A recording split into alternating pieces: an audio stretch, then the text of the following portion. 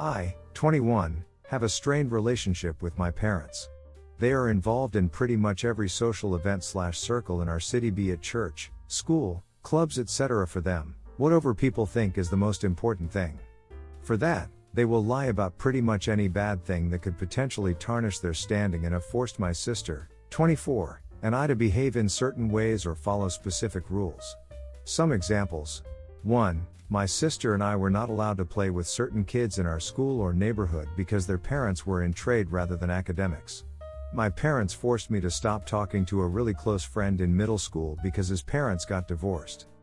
2. When I got caught smoking in high school, my parents made up a distant uncle with med problems and told everyone he influenced me. 3. My sister came home one day introducing her Spanish boyfriend to my parents. They didn't like that, so they told everyone the boyfriend is an exchange student that we are housing. 4. My mother once made up a bunch of stuff about a neighboring couple, stuff like her husband is cheating, she works as an easy girl to pay the bills. Of course she always claims to have heard it from someone else, who heard it from someone else, etc. I could list plenty more, but text limit. Now recently I was near my hometown visiting a friend and I ran into the leader of a church group I was part of. I was pretty engaged in that group, so we sat down for a coffee and talked about the good old times. He asked me about my studies and how my fiancée is doing. I was confused and told him I'm not studying and don't have a fiancée. Turns out my parents made up a bunch of lies to cover the fact that I decided to go for an apprenticeship and turned out to be gay. One thing led to another and together we went over a lot of incidences and stories from the past, with me exposing more and more lies. The results could be seen a few days later. My parents called me very angrily asking me how could I do this to them, you ruined our lives, we can never talk to the neighbors again. I told them their entire reputation is built on lies and spreading rumors, that it is disgusting they even call themselves Christians at this point, and that I'm done being part of their little scheme. My sister later called me after mom called her in tears. She is torn. On one side she gets me, as already gone minimal contact with my parents. On the other hand, it solved nothing but hurt my parents. Their own gain. Their lies will always come back to bite them, and that they are surprised by that is so weird. What do they think will happen if someone else gossips about something first, or says something contradictory? Do they just lie and say that's what they heard? Not the idiot. Not the idiot. You didn't set out to expose their lies. It happened because you were confused by the friend's wrong info and corrected him. From there, he wasn't going to trust anything your parents said if you compared notes or not. Your parents ruined their own lives by their constant lying. It always catches up eventually. FYI, my mother did the same thing. She always wanted me to be a lawyer, and made up a whole story about how I'd gone back to school for it. After she passed away, her brunch buddies asked where I'd gotten in. To what? Law school. Whole thing came tumbling out, and I had to explain I never wanted to be a lawyer and had not applied to any law schools at all. To say things were awkward as people started comparing notes would be mild. So many lies got exposed. There's extended family still mad at me about exposing her being speaking ill of the dead, but what the heck was I supposed to tell them? I wasn't going to law school and had no idea what they were talking about. Not the idiot at all, your parents are though. I noticed you mentioned they consider themselves Christians yet encouraged you to shun your friend who was going through a difficult time, bore false witness against your neighbors and told multiple lies to cover their own reputation and social standing. I'm sure Jesus would be very proud. They've got nobody to blame but themselves. How are you supposed to keep track of everything they've invented in their fantasy world? The consequences of their actions have caught up with them and it was only a matter of time. I'm sorry you had to put up with them. Basically my little brother, 28, and his wife, 29, and their kids were having dinner at my house with me and my wife, both late 30s female. Their eldest son is about 4 and is very happy and absolute fun to be around. He's always talking and I adore it. Admittedly, my wife isn't a huge fan of kids, but she knows how much I love my nephews and my brother and his wife, so she compromises, the same way I compromise with her having her phobic mother over very often. Anyways, so we had eaten dinner and were sitting down in the living room. I put on my nephew's favorite movie, which is Coco.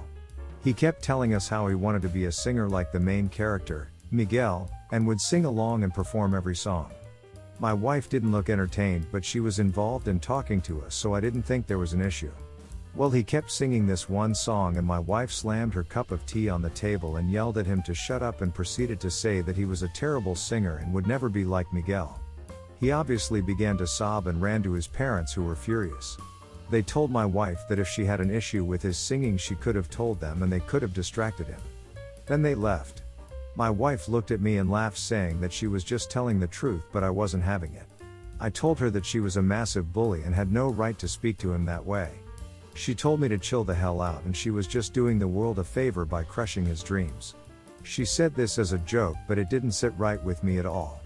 I guess I made a face of disbelief and shock because she sounded so cruel to me, and asked her if she was proud of herself and sarcastically said, because boy am I glad my wife crushed my little nephew's dreams. She told me to stop mocking her and then called me dramatic and an oversensitive idiot who should defend her and take her side as her wife. She's never called me that before, and now I'm wondering if I was wrong to mock her and not even attempt to defend her. But also, why was she taking so much pride in what she said? I don't know. Am I the idiot? If that story is true, and I only say that because it sounds pretty over the top, not the idiot and frankly divorce worthy. Why? Because anyone who would treat a 4-year-old with such cruelty is probably capable of just about anything and can't be trusted. She probably just ruined your relationship with your brother and SIL. How many more relationships will she ruin in the coming years due to this kind of indefensible behavior? The fact that she doesn't feel bad about it and is doubling down is just icing on the cake. I personally would have great difficulty looking at her the same way again after watching her crush a 4-year-old, none of whom can sing well, like that. Gross as hell. Not the idiot. Everyone keeps commenting on nephew's age, which is important, yes, but wife is in her late 30s. OP, she's allowed to not like children, but she's old enough to know that her bullying a child is absolutely not okay. The fact that it's your family should encourage her to be a touch more patient and kind. Especially if she expects you to tolerate her phobic mother with no qualms. Not the idiot. Please don't apologize to her. Not the idiot. Your wife is a massive bully and this is major red flags. Not wanting to be around kids is one thing, but being downright cruel to a toddler is another level. She also had a perverse pleasure in crushing a 4-year-old's dreams. That's psychopathic. If you let this pass, then who knows what her behavior towards your nephew, and any future children in the family will be? I'd be seriously rethinking this whole relationship. Before I 40 got married to my wife 33, we talked about every in advance. It was silly stuff at first.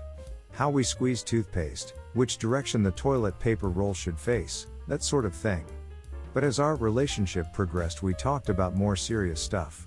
How we would discipline our children, living wills, and what we would do if we knew we were having a child with severe special needs. We decided together that we didn't want to do that to a human. To bring them into the world to suffer. We were lucky enough that it wasn't ever something we had to deal with. I had told my sister this because she is my best friend. She went running to our parents saying that we were terrible people who would terminate a pregnancy that wasn't going to give us a perfect child. I never said that. We had to spend days explaining that we knew what we could handle and what we could deal with. My parents weren't happy. Well, unfortunately, my sister 36 did not have this talk with her husband. When she was pregnant with their second child, the doctor told them that the child would have many health issues. They prayed about it and went forward with the pregnancy. My niece is 9 now. And my sister now has an ex-husband. The medical expenses drained all their savings. And he could not handle knowing that caring for his daughter was going to be something he had to do for the rest of her life. We just had Thanksgiving and my sister is having a tough time. My niece is in diapers and will be for the rest of her life. My sister can't work because she would need special child care. No day care would do. Prescriptions are hundreds if not thousands every month. My parents are helping her, but my dad has had to postpone his retirement to be able to give her money. My wife and I help with about $500 a month. It's not much, but it still puts a hole in our budget. My sister wants to move in with me, so my wife, who works from home, and my MIL, who lives with us to help with our children, can help her with my niece. We don't have room for 3 more people. Or the budget to make out house accessible. So I told her that we are not responsible for her life choices. My parents are saying that I need to step up and help. Or that they will give everything to my sister when they pass away. I told them that this was a great idea. My family doesn't want or need their money and that they should set up a trust for her now. I guess that wasn't the answer they wanted because everyone in the family is calling me an idiot for not taking care of my sister and niece. So I guess I'm asking if I'm the idiot for not wanting to be in a situation I intentionally avoided. Raising a profoundly disabled child is tough on parents and tough on marriages. You are already providing financial support. Where is the ex in all this? He should be paying child support and helping provide care. Why would sister expect your MIL to help raise her child? Why doesn't she move in with your parents so your mom can help care for her? If they already live with your parents, why isn't mom stepping up? You and your wife are being very generous and giving her $500 every month. Not the idiot. Not the idiot. You don't have the room. You don't have the energy. And why did they think that your MIL will help out in this scenario? More likely she will just say bye and you will be out of her help. I feel for your sister, that is rough, and it would be nice if you could give her, say, a day off once a month.